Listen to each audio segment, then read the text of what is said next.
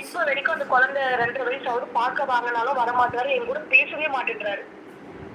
இல்ல இப்ப இவங்க எதுக்குதான் கல்யாணம் பண்றானுங்க, இவங்க எதுக்குதான் பிள்ளைய பெத்துக்கிறாங்கன்னு தெரியலையே. ரொம்ப கஷ்டமா இருக்குங்க மேம். Maintenance case. குழந்தைய வச்சுட்டு கோர்ட்டுக்கும் வீட்டுக்கும் திரிஞ்சிட்டு இருக்கேன்.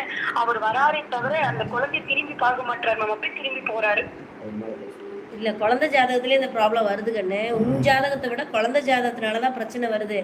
மெயின்டெனன்ஸ் கேஸ் போட்டுவிடு. அது என்னதான் ஜாதக ரீதியா இருக்கட்டும், கல்யாணம் எதுக்கு பண்றானுங்க? ஒரு பிள்ளையோட குடும்பம் நடத்தி டைவர்ஸ். இப்ப அதே மாதிரி நம்மளும் ஃப்ரீயா இருந்தா விட்டுட்டு போயிட்டா ஓகே, நம்மளும் வேற கல்யாணத்தை பண்ணிட்டு போயிடும். அந்த குழந்தை என்ன பண்றதுன்னு கேக்குறேன். குழந்தைக்காக பொம்பளை பிள்ளைங்க மட்டும் குழந்தைக்காக பார்த்து பார்த்து பார்த்து பார்த்து ஏங்கிக்கிட்டே இருக்கணுமா? இவனுங்கள ஜாலியா இந்த கல்யாணத்தை பண்ணிட்டு போயிடுவானுங்க.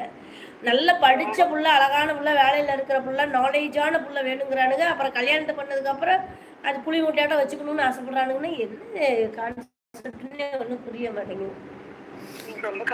நல்ல பிள்ளைங்களுக்கு நல்ல வாழ்க்கை அமையறது இல்ல.